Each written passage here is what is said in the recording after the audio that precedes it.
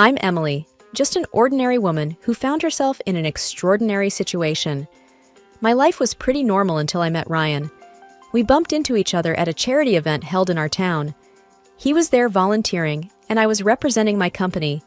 It was one of those casual meet-cutes you hear about, but never really believe will happen to you. Sorry, I didn't see you there. Ryan apologized after accidentally spilling some coffee on my notes. It's okay.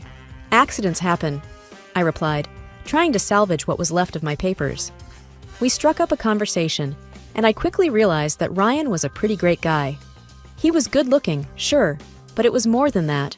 He was kind, talked passionately about helping others, and had this way of making you feel like you were the only person in the room. We exchanged numbers, and before I knew it, we were going on dates, talking for hours, and sharing parts of our lives. Ryan often talked about his family, especially his mom, Diane. He said she had given up her career to raise him, and he admired her a lot for that.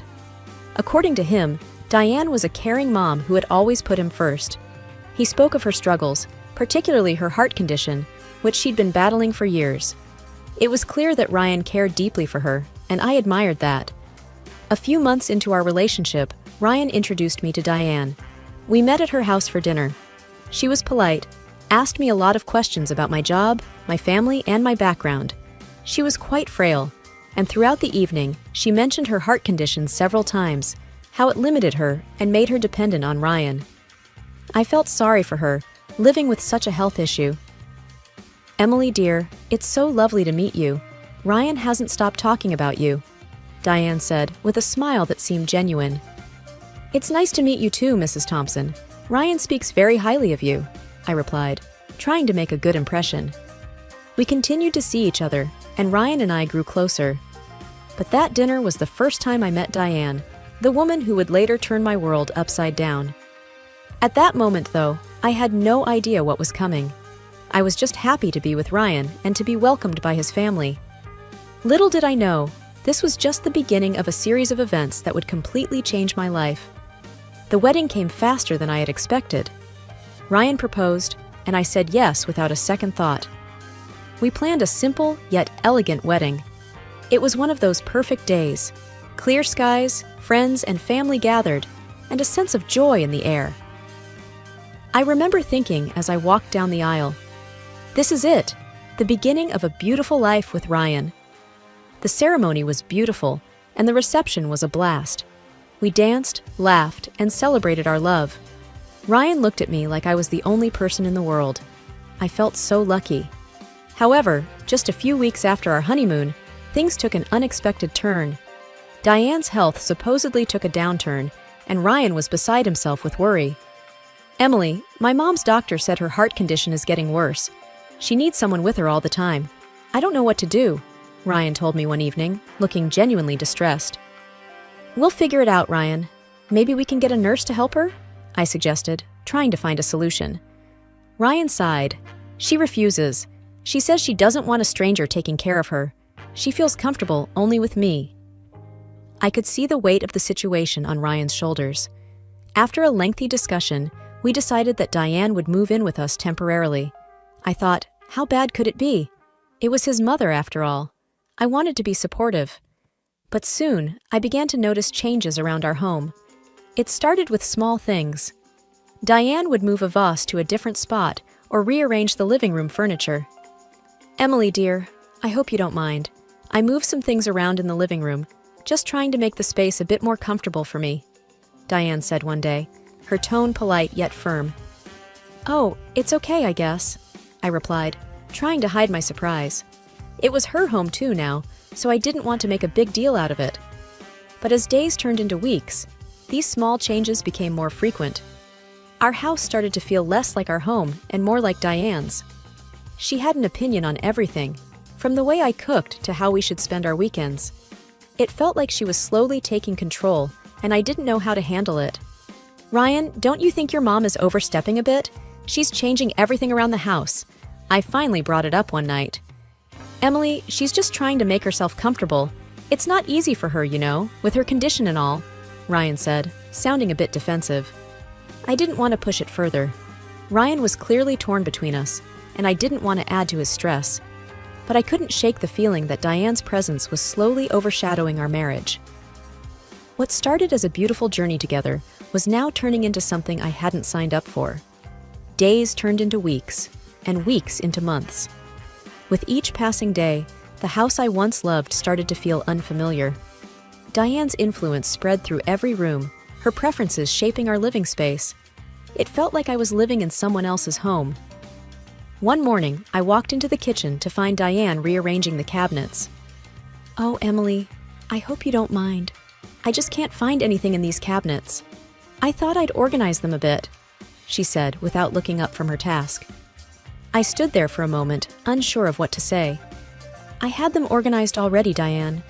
But I guess if this makes it easier for you." I trailed off, feeling a sense of loss. Ryan seemed to be in a world of his own, often at work or taking care of Diane's needs. Our conversations, once filled with laughter and dreams, were now brief and mostly about Diane's health or what she needed. I missed us, the way we used to be. "Ryan, can we talk?" I finally said one evening after dinner.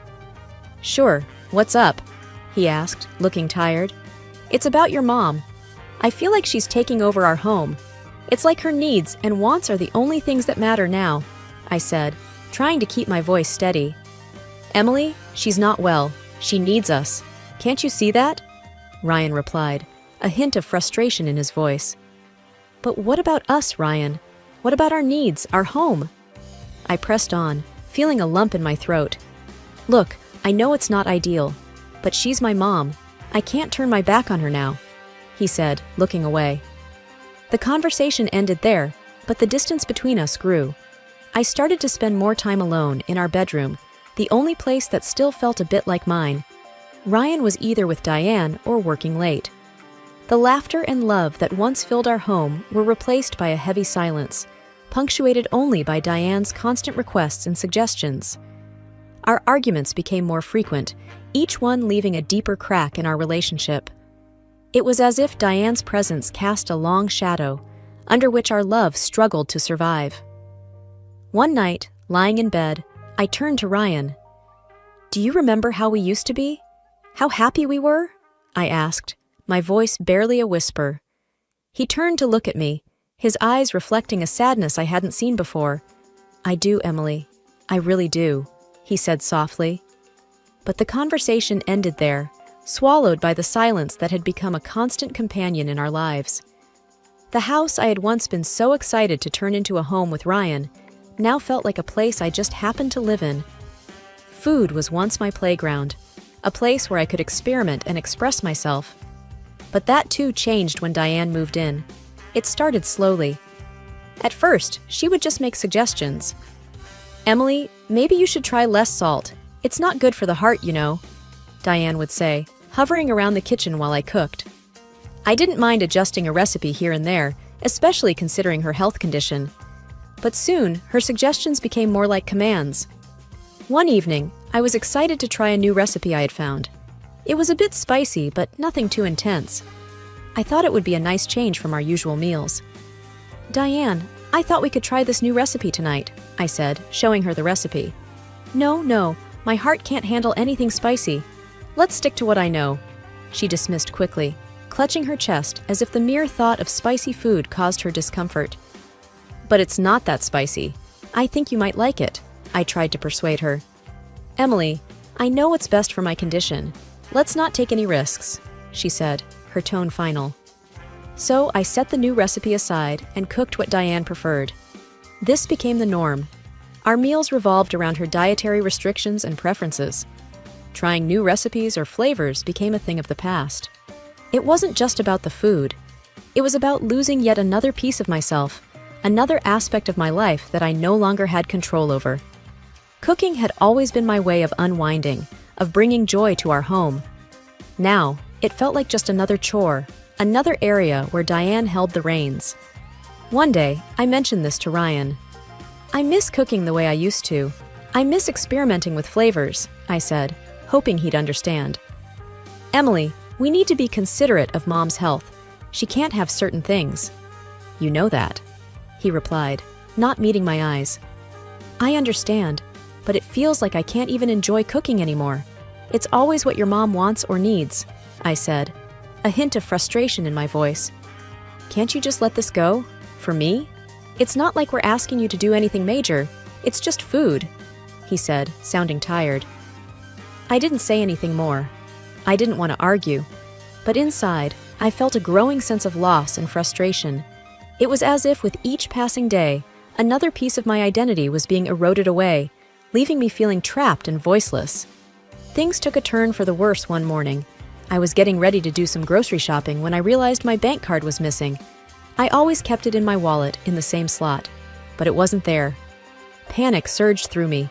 I turned the house upside down looking for it, but to no avail. "Diane, have you seen my bank card? It's missing," I asked, trying to keep the panic out of my voice. "Oh dear, no, I haven't seen it. Are you sure you didn't misplace it?" Diane replied, her face the picture of concern. I was sure I hadn't misplaced it. But what else could I say? I decided to let it go for the moment and use some cash I had stashed away for the shopping. A few days later, the bank sent a statement. I usually didn't bother with them, but this time I decided to have a look.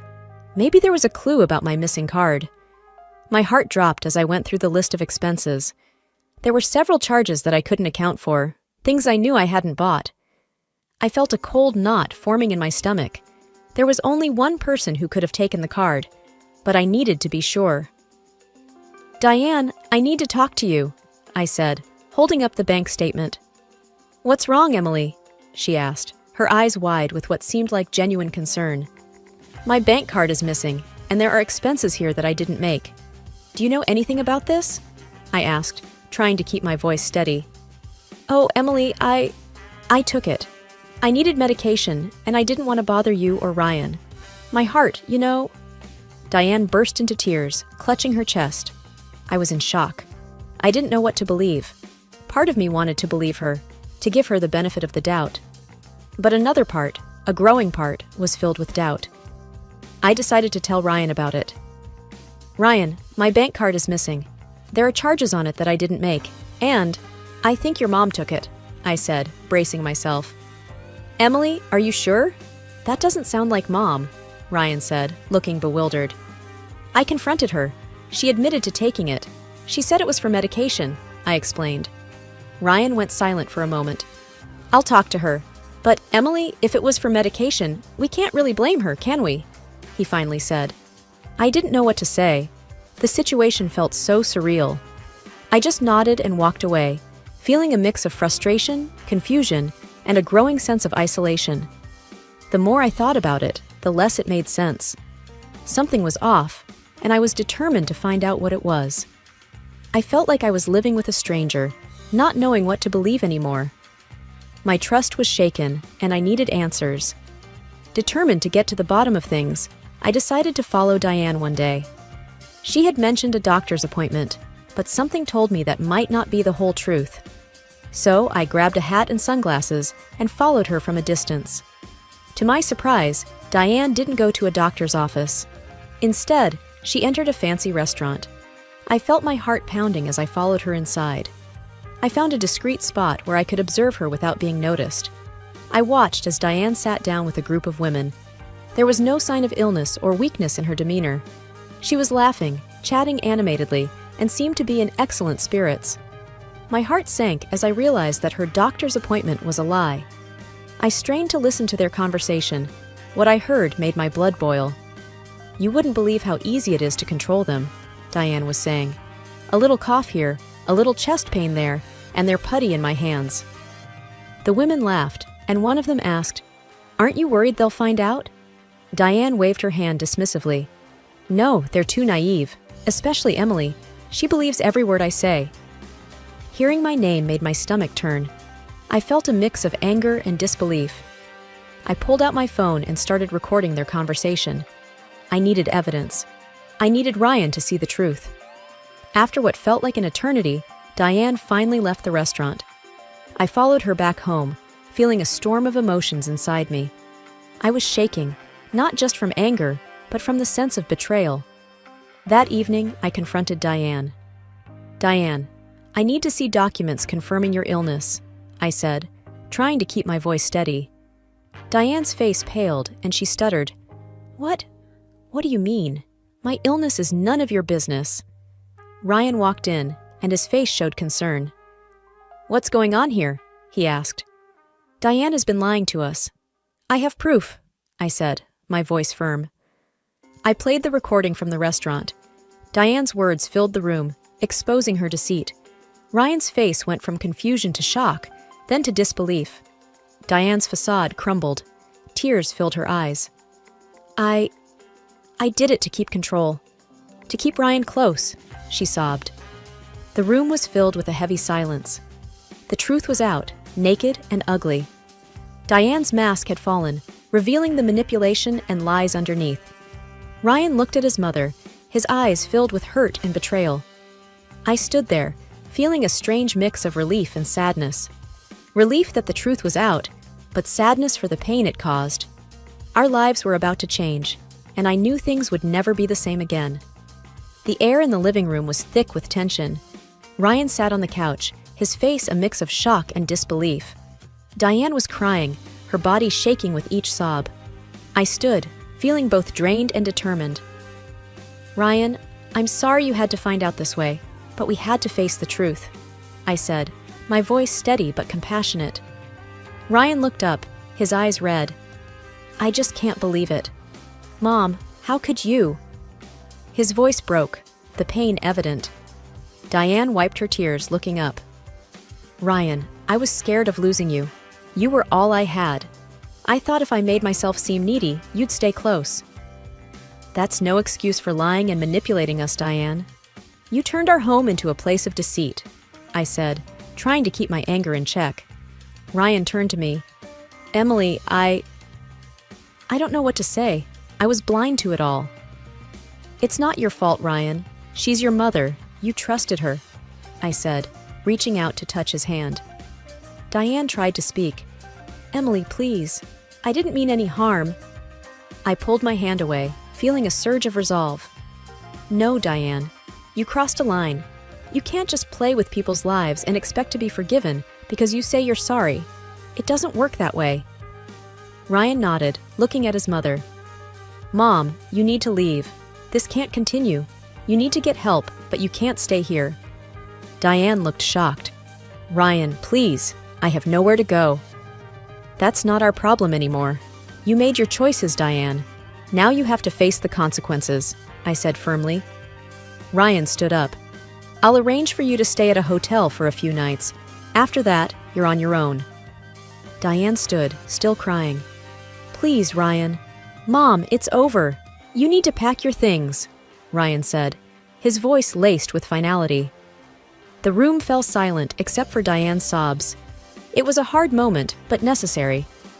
The confrontation had been brewing for a long time, and now the truth was out, raw and undeniable. I watched as Diane left the room, her steps slow and heavy. I turned to Ryan, seeing the mix of emotions on his face. I knew this was just the beginning of a long journey for both of us. Ryan, we'll get through this, but we need to start by being honest with each other and ourselves, I said, taking his hand in mine. Ryan squeezed my hand, a silent promise of solidarity. The confrontation and confession had marked an end, but also a beginning of healing, of rebuilding trust, and of moving forward. It was going to be tough, but I was ready to face it head-on. No more illusions, no more deceit. Just the hard, unvarnished truth. In the quiet after Diane left, Ryan and I sat together, a shared sense of loss and relief between us. Our house, once a battleground of manipulation, now stood silent, a blank canvas waiting for a new start. Emily, I'm so sorry for everything, Ryan said, breaking the silence. His voice was low, filled with regret. Ryan, we were both caught in her web. It's not your fault, I replied, squeezing his hand for reassurance. He looked at me, his eyes searching. What now? Can we start over? I nodded. Yes, we can. But we have to be honest with each other, always. No more secrets, no more hiding. Agreed. We'll rebuild, together, he said, a note of hope in his voice. The next few weeks were a whirlwind of change. We repainted the walls, moved the furniture back to where we liked it, and slowly, our house began to feel like a home again. We talked more, not just about what had happened, but about everything. Our hopes, our fears, our dreams for the future. One evening, as we sat in our newly arranged living room, Ryan turned to me. "Emily, I've been thinking, maybe we should renew our vows, start fresh." I smiled, feeling a warm glow in my heart. I'd like that, a new beginning. We planned a small ceremony, just close friends and family. Standing there, holding hands, repeating our vows, I felt a sense of peace. It was like shedding an old, heavy coat and stepping into the sunlight. As guests mingled after the ceremony, Ryan's sister, Sarah, came up to me. "Emily, you're amazing. You've been so strong through all this." I shrugged, smiling. "We do what we have to do, right?" Sarah nodded. "Yeah, but not everyone would have handled it as well as you did." I looked around, at the smiling faces, the sense of community and love. Sometimes, the hardest parts of life teach us the most important lessons. Ryan joined us, wrapping an arm around my shoulder. Like the lesson that some things are worth fighting for. "Yes," I agreed. "And the lesson that truth, even when it's hard, is always better than living in a lie." We stood there, a little family united by trials and love. The intrusion of illusions had ended, and in its place was something real, something strong. In the end, this wasn't just a story of deception and manipulation.